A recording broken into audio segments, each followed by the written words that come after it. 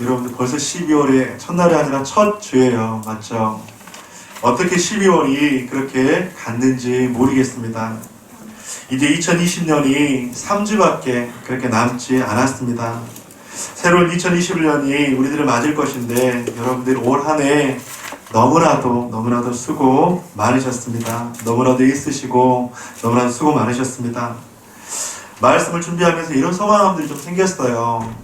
2020년 우리가 참 마무리를 잘 했으면 좋겠다. 여러분들 2021년 주님 안에서 마무리를 참 잘했으면 좋겠다. 그런 생각들이 들었습니다. 그런데 마무리를 잘 한다는 것이 여러분들 어떤 것일까요?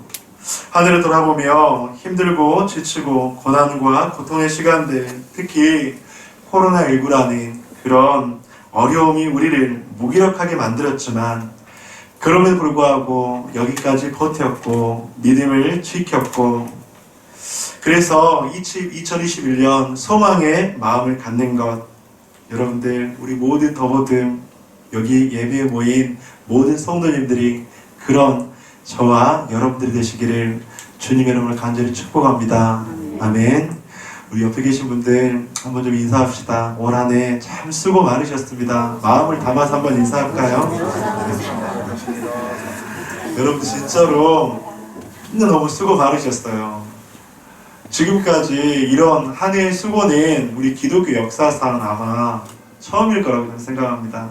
그 시기 속에서 여러분들 이렇게 한 해를 버티고 지키고 여기 앉아있다는 것 저는 기적이라고 생각해요.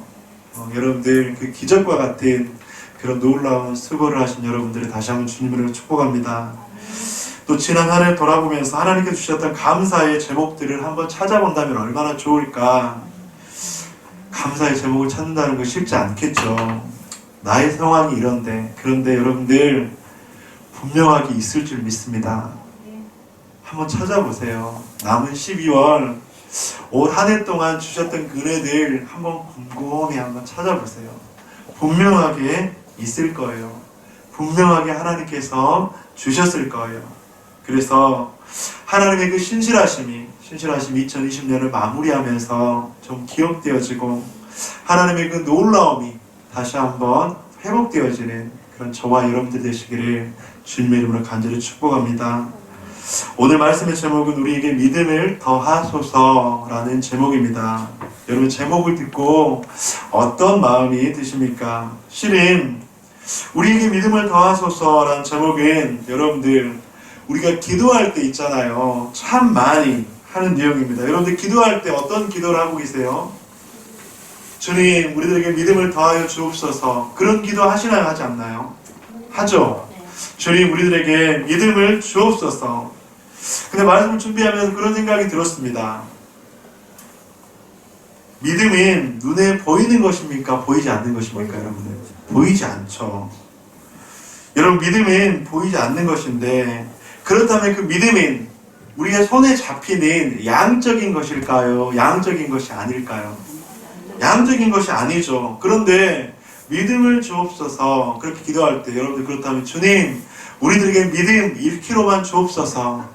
주님 우리들에게 믿음 50g만 주세요. 주님 우리들에게 믿음 100kg만 주세요. 만약에 이렇게 양쪽으로 계산이 가능하다면 이렇게 기도하겠죠. 그래서 믿음이 양적인 것이라면 야 너 믿음 네 기도했지. 자 10kg 줄게 받아라. 야 너 믿음 100kg 달라고 그랬지. 근데 너는 아직 100kg 받을 정도는 아니야. 한 50kg만 받아라.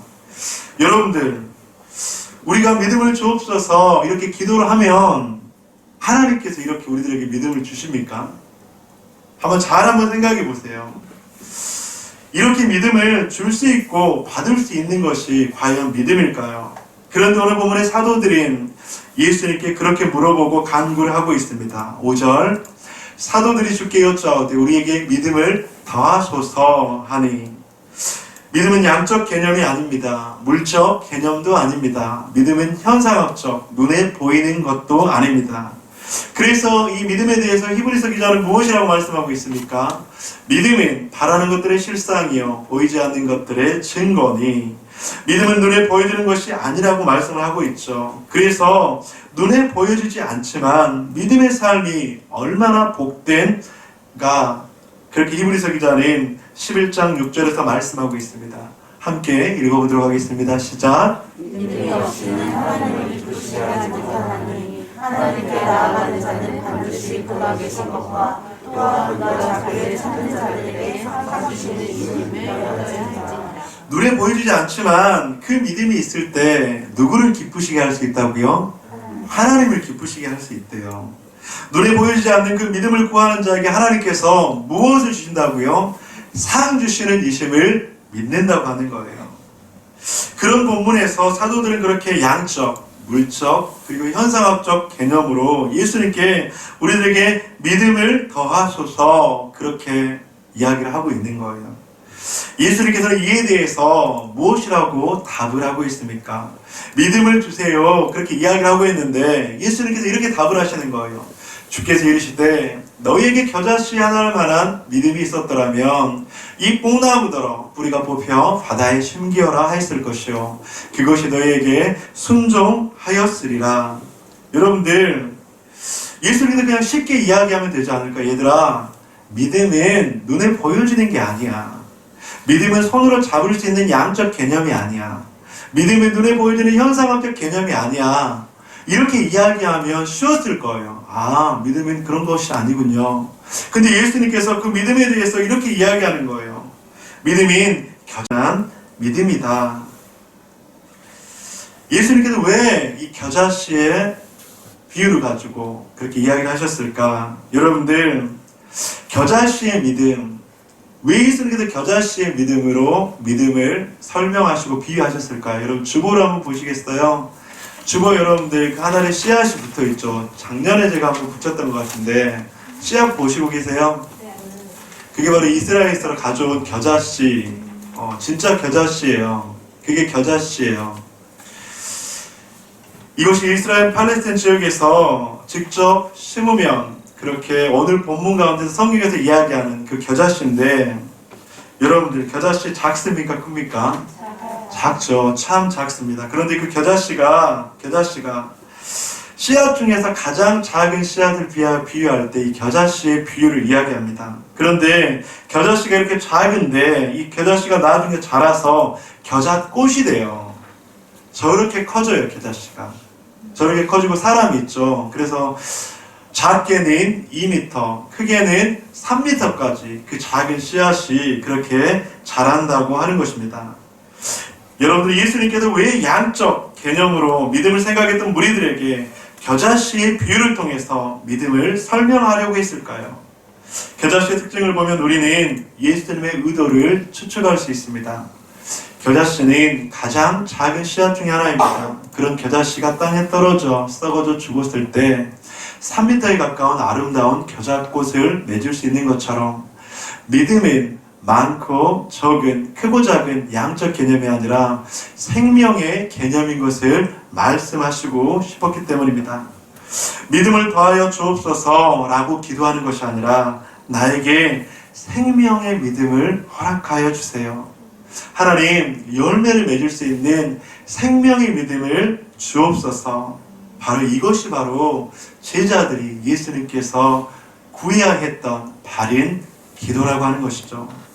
성도님들, 믿음은 눈에 보여지는 많고 적고 크고 작은 양적 개념이 아니고 믿음은 생명의 개념이라는 것을 말씀을 하고 싶었습니다. 결국 예수님께서는 무리들에게 이렇게 묻고 있는 거예요. 생명력 있는 믿음이 너에게 있니? 생명력 있는 믿음은 무엇이니? 그렇게 이야기하면서 이 제자들은 양적인, 물적인 이런 믿음을 원하는데 예수님께서는 그런 제자들에게 아주 작은 그 겨자씨의 예화를 들면서 너희 눈에 보여지지도 않는 이 겨자씨 너무나도 작지. 근데 믿음은 이렇게 크고 작은 것이 중요한 것이 아니라 믿음은 이 겨자씨가 땅에 떨어져서 썩어져 없어졌을 때 그 가운데 생명력으로 탄생하는 거야.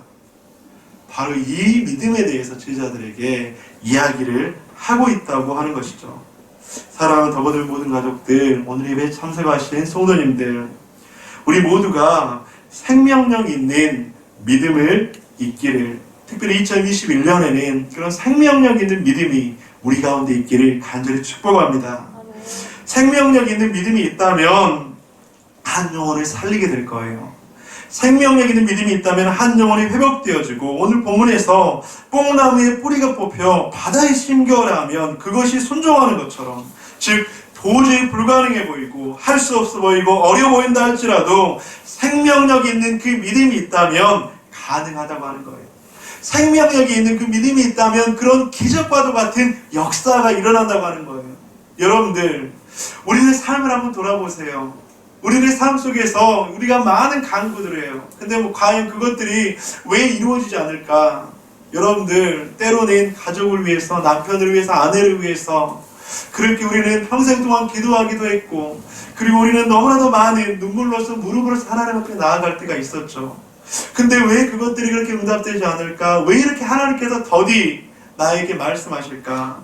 사랑하는 성도님들, 저는 우리들에게 양적 무굴적 믿음이 없어서가 아니라 생명력 있는 믿음이 있다면, 오늘 본문 가운데서 뽕나무가 여기 있는데 바다에 심기로 하면 그것 가운데 심겨진대요. 이것이 바로 믿음의 역사이고 생명력 있는 놀라운 축복인 줄 믿습니다. 그래서 우리는 흔히들, 여러분들, 믿음하면 그런 이야기를 하죠. 살아있는 믿음, 죽은 믿음. 여러분 그런 말씀 들어보셨어요? 우리도 그렇게 이야기하잖아요. 살아있는 믿음, 죽은 믿음. 여러분, 살아있는 믿음은 무엇이고 죽은 믿음은 무엇일까요? 여기서도 마찬가지입니다. 교회를 오래 다닌다고, 봉사를 한다고, 성경을 많이 한다고 살아있는 믿음, 그런 숫자적인 개념이 아니라고 하는 거예요. 살아있는 믿음인 생명력 있는 믿음이고, 살아있는 믿음인 겨자씨와 같이 작아 보이고 하찮아 보이고 보잘것 없어 보인다 할지라도 살아있는 믿음, 그 믿음이 역사한다면 그것 가운데 생명의 열매를 맺는다고 하는 것입니다.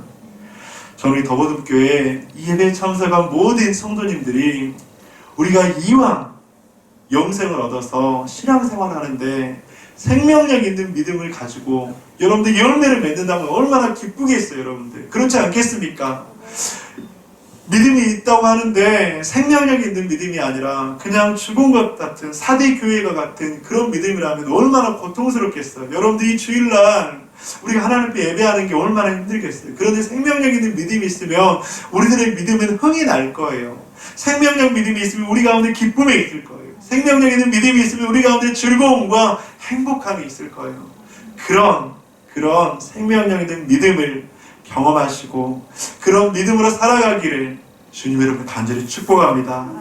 그런데 생명력 있는 믿음은 무엇으로 알 수 있을까요? 그것은 바로 열매라고 하는 것입니다. 여러분들 요한복음 12장 24절과 25절 말씀 함께 읽어보도록 하겠습니다. 시작. 내가 진실로 너희에게 이르노니 하나님이 땅에 떨어져 죽지 아니하면 하나님을 믿고 분명 많은 열매를 맺느니라.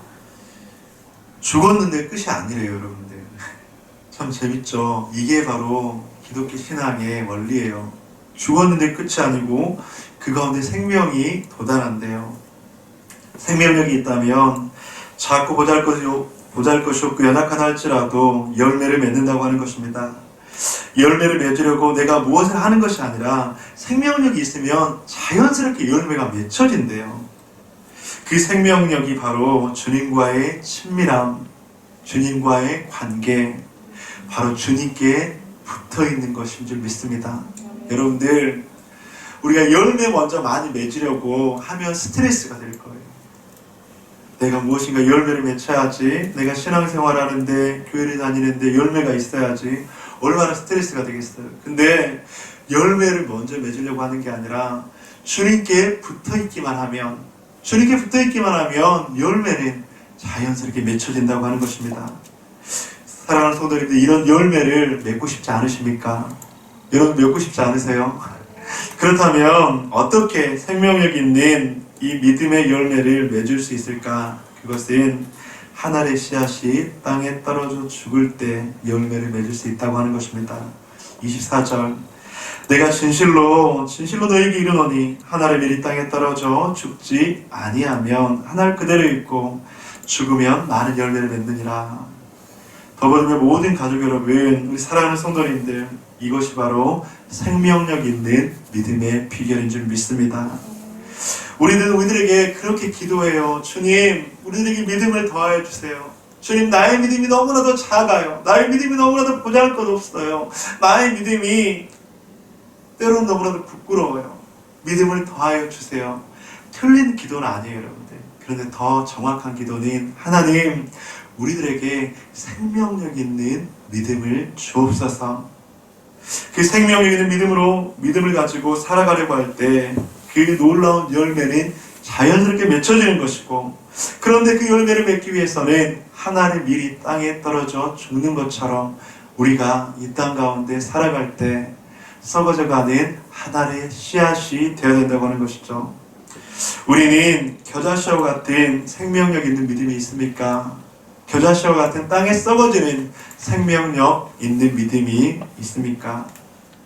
제가 오늘 말씀을 준비하면서 제 안에 굉장히 부담감이 됐습니다. 왜냐하면 오해할 수 있기 때문이에요. 그래, 여러분들이 죽어야 합니다. 썩어져야 합니다. 뭔가를 하려고 하지 마시고 그냥 썩어지면 돼요. 죽어지면 돼요. 혹시라도 이렇게 여러분들에게 전달이 될까봐. 여러분들 썩어져 죽는 것 쉬워요, 어려워요? 어렵죠. 얼마나 어렵습니까? 그냥 이 썩어져 죽는다는 그 말 자체가 어쩌면 좀 거부 반응이 일어날 수 있어. 예수님 믿으면 썩어져 죽어야 돼. 교회 다니면 내가 썩어져 없어져야 돼. 내 자아는 철저하게 숨겨야 돼. 사랑하는 성도님들, 그럼에도 불구하고 오늘 성경 가운데서는 이야기를 하고 있어요. 근데 여러분들, 그게 끝이라고 생각하니까 힘든 거예요. 잘 한번 생각해 보세요. 본문 가운데 하나를 미리 땅에 썰어져 죽어라. 그게 끝이라고 생각하니까 힘든 거예요. 근데 그렇게 죽으면 끝일 것 같지 끝이 아니야. 그 가운데 생명이 돋아나는 거야. 사랑하는 성도님들, 여러분들 주위를 한번 돌아보세요. 여러분들 주위 가운데 내가 한번 조금만 썩어져서 죽으면 저 생명력이 막 활활 쏟아날 텐데, 혹시 그런 이웃들이 있지 않습니까? 그런 가족들이 있지 않으세요? 그런 자녀들이 있지 않으세요? 그런 남편과 그런 아내들이 있지 않으십니까? 그럼 여러분들, 썩어져 없어져 죽는 것이 아니라 그 가운데 새로운 생명력의 열매가 돋아날 줄 믿습니다. 지금 제자 훈련을 너무나도 은혜 가운데 하고 있어요. 은혜 가운데 하고 있는데, 이제 한 제자 훈련을 하다가 한 형제가 그런 이야기를 하는 거예요. 그래서 자기가 너무 힘들대요. 아마 이 말씀을 듣고 있을 수도 있는데, 뭐가 힘드냐면, 우리 제자반의 특징은 뭐냐면, 그 형제들이 신앙의 거의 초보 단계예요. 다 계신 분들. 제가 얼마나 귀하고 기대가 되는지. 그래서 근데 한 형제가 이야기를 하는 거예요. 목사님, 저 너무나도 힘들다고. 왜 힘드냐면, 이 제자반을 하는 게 쉽지 않잖아요, 여러분들. 또 신앙의 초보의 형제들이 제자반을 한다는 게 쉽겠습니까? 그런데 이렇게 아내들의 그동안의 끊임없는 눈물과 기도로, 그 다음에 준비로 제자반을 하게 된 거예요. 근데 제자반을 막상 들어왔는데, 너무 이제 응원해주는 사람이 없는 것 같아요. 기도해주는 사람이 없는 것 같아요. 그러면서 이제 그 예화를 저한테 얘기하는데 얼마나 마음이 와닿던지, 목사님, 운동에 가면 이제 자녀들이 운동회 하면 막 달리기 하잖아요. 달리기 하는데 운동에 와서 자녀들은 달리기 하라고 딱 맡겨놓고 엄마는 응원도 하지 않고 다른 데 가서 놀고 있는 것 같아요. 다른 일을 하고 있는 것 같아요. 그래 너무나도 힘들대요. 제가 그 소리를 듣고 너무나도 마음이 충격적이기도 하고 아프기도 하고 힘들기도 했어요. 아, 그렇구나. 그러면서 이제 그 이야기를 이제 함께 제자반 훈련 받는 형제의 자매들과 함께 나누고 기도를 부탁하고, 그런데 이제 그러면서 이제 한 성도님은 새벽마다 나와서 남편을 위해서, 훈련을 위해서 그렇게 응원하고 기도하는 그런 모습을 볼 때, 야, 너무나도 감사하다. 그런데 그렇게 겨자씨가 헌신하고 썩어져서 없어지면 열매가 맺힐까요, 맺히지 않을까요? 맺힐 수밖에 없어요, 여러분들. 이것이 바로 성경의 원리예요. 이것이 바로 하나님의 말씀의 축복의 원리라고 하는 것입니다. 사랑하는 성도님들, 주일에 한번 돌아보세요. 여러분들이 조금만 썩어져 없어지면, 없어지는 것이 아니라 썩어져 없어지는 것 같으면 그 속에서 생명이 돋아날 거예요. 그 가운데 놀라운 열매가 맺힐 것이라고 하는 것입니다. 사랑하는 성도님들, 2020년 이런 하나님의 은혜가 저와 여러분의 있기를 주님의 이름으로 간절히 축원드립니다. 두 번째로 오늘 본문 가운데서는 무익한 종에 대해서 그렇게 이야기를 합니다. 예수님이 겨자씨 비유를 말하면서 이후에 종에 대해서 말을 이어가고 있어요. 종이 하는 수고는 당연한 것이다, 그렇게 말하면서 종이 종의 역할을 했다고 해서 쉬게 하거나 먹게 하거나 배려하지 않는다고 하는 것이죠. 왜냐하니까 종이기 때문에, 왜냐하면 당연한 일을 했으니까. 오늘 본문의 8절 9절 다시 한번 함께 읽어보도록 하겠습니다. 시작. 우리여 내 먹을 것을 준비하고 때를 피고 내가 먹고 마시는 동안에 손을 들고 너는 그 후에 먹고 마시라 하지 않겠느냐. 너만들 내가 욕하고 종에게 감사하겠느냐. 여러분, 예수님께서 매정해 보이지 않으십니까? 아무리 종이라도 그렇지, 그래도 자기가 할 일을 했다고 해서 그렇지 좀 칭찬해주고 격려해주고 쉬게 해주고 먹게 해주면 좋지 않겠어요? 근데 예수님께서는 굉장히 단호하게 이야기를 하고 있습니다. 특별히 믿음에 대해서, 하나님의 나라에 대해서 이야기하면서 이 무익한 종에 대한 비유를 하실 때는 너무나도 명쾌하게, 선명하게, 단호하게 이야기를 하고 있습니다. 왜냐하면 여기서 중요한 신앙의 원리가 등장하기 때문이에요. 겨자씨와 종의 비유는 여러분들 그래서 뗄래야 뗄 수가 없어요. 잘 한번 생각해 보세요. 겨자씨와 종은 어떤 관계가 있을까? 무엇이 비슷할까? 여러분들, 종은 주인의 말에 어떻게 하는 사람이죠? 순종하는 사람이에요. 순종, 즉 종의 모습은 어쩌면 없어요, 여러분들. 종이, 특별히 이 당시의 종은 그냥 주인의 소속 물건 정도로 여길 수도 있었어요, 여러분들. 특별히 로마 시대에는. 근데 그 시대 속에서 종의 역할은 그냥 없어. 여기서는 한 인간을 보고 말하는 게 아니에요, 여러분들. 그래서 매정하게 봐도 돼요. 그때 종의 역할을 하는 것처럼 여러분들, 겨자씨가 땅에 떨어져서 생명의 열매가 꽃이 생긴다고 하는 것이죠. 그런데 종이 자신이 해야 될 일을 당연히 하면서 썩어져 없어지고 죽어졌을 때 그 가운데 무엇이 있다고요? 아름다운 열매가 맺혀진다고 하는 것이죠. 종과 겨자씨는 자신을 주장하지 않고 죽어질 때 그 속에 생명이 생기고 썩어져 없어질 때 그 가운데 생명의 열매가 맺히게 된다고 하는 것이죠.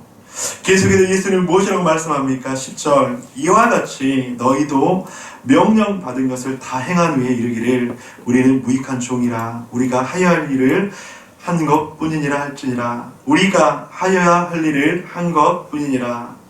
우리 옆에 계신 분들, 우리 공동체가 내년에 이런 공동체가 되면 참 좋겠어요. 우리가 이 말로 한번 인사 한번 합시다. 우리가 하여야 할 일을 한 것뿐입니다.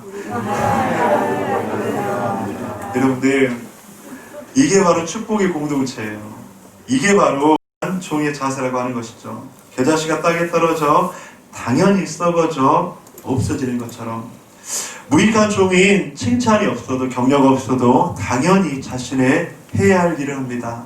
이런 믿음의 순종은 아름다운 생명의 열매를 맺게 하고 공동체를 풍성하게 만들 것입니다. 이것이 무익한 종의 자세이고 믿음의 고백이라고 하는 것이죠. 제가 존경하는 여러분들도 잘 아시는 김건우 목사님이 늘 메일을 보낼 때 뒤에 뭐라고 쓰냐면 무익한 종이라고 써요. 그래서 이제 메일을 쓸 때 항상 무익한 종이들이 이제 그렇게 이야기를 합니다. 그래서 여러분들 좀 괜찮아 보이지 않으십니까? 무익한 종. 그래서 저도 이제 메일을 쓸 때 누군가한테 무엇을 이야기할 때 무익한 종이라고 이렇게 이야기를 해요. 근데 예전에 한 집사님이 그 소리가 듣기가 싫대요. 목사님 왜 무익한 종이에요? 목사님께서 얼마나 잘하시고 얼마나 그렇게 잘하고 계시는데 무익한 종.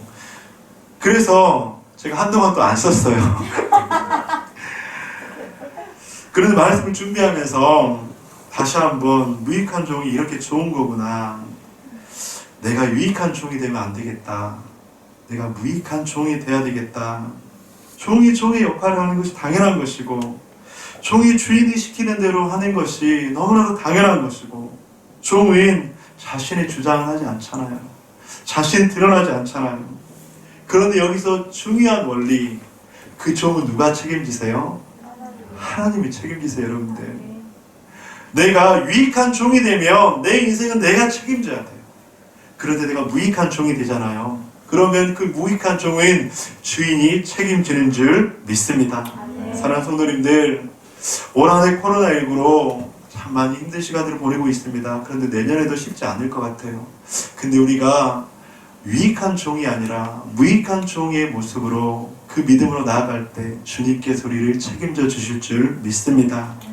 주님, 나를 책임져 주옵소서. 나는 무익한 종처럼 주님 앞에 순종하겠습니다. 나는 겨자씨처럼 땅에 떨어져 하나를 미랄이 되어서 죽을 테니 주님께서 살려주옵소서. 주님께서 알아서 해주옵소서. 주님께서 인도해 주옵소서. 주님께서 보호해 주옵소서. 지켜 주옵소서. 책임져 주옵소서. 사랑하는 성도님들, 코로나를 이길 수 있는 비결, 무익한 종의 모습으로, 겨자씨와 같은 모습으로 나아갈 때 가능하지 않을까요? 우리에게 미한 믿음을 더하여 주소서. 어떤 믿음을 달라고 기도해야 될까? 겨자씨와 같은 생명의 열매가 맺게 하여 주옵소서. 무익한 종과 같이 할 일을 한 것뿐입니다 라고 고백을 하는 믿음을 더하여 주옵소서.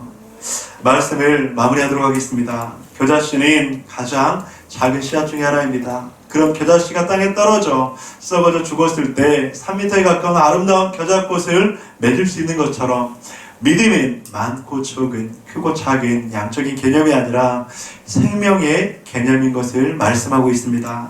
또한 무익한 종은 칭찬이 없어도 격려가 없어도 당연히 자신의 해야 할 일을 합니다. 이런 믿음의 순종은 아름다운 생명의 열매를 맺게 하고 공동체를 풍성하게 할 뿐만 아니라 그 무익한 종은 하나님께서 책임지실 줄 믿습니다.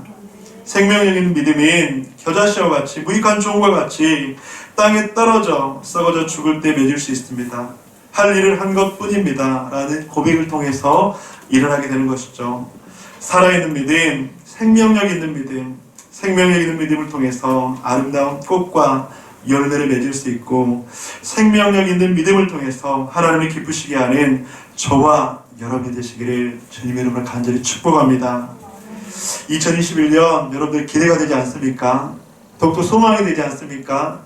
여러분 참 감사한 게 이 1년 2020년 너무나도 아쉬운 것이 많을 거예요. 근데 2020년이 계속 쭉 된다면 그 아쉬움으로 얼마나 그렇게 어렵겠습니까? 그런데 2020년이 이제 곧 끝이 나요. 지난 2020년 이제 이전 것은 지나갔으니 보라 새 것이 되었다고 말씀한 것처럼 2020년 아쉬움과 연약함과 조금 제가 하나님 앞에 보여줄 때 부족함이 있다면 그냥 잊어버리셔도 돼요. 그리고 새로운 2021년을 기대하세요. 하나님, 2021년에는 이 겨자씨와 같은 무익한 종의 모습으로 주님께 더욱더 나아가겠습니다. 그래서 아름다운 새들이 날아와서 그 겨자꽃에 깃드는 것처럼 함께 웃고 웃을 수 있는 우리 가정, 소망이 있는 가정, 기쁨이 있는 가정, 소망이 있는 공동체, 행복이 있는 공동체, 그런 2021년 그리고 2022년에 12월이 되시기를 주님의 이름으로 간절히 축원드립니다.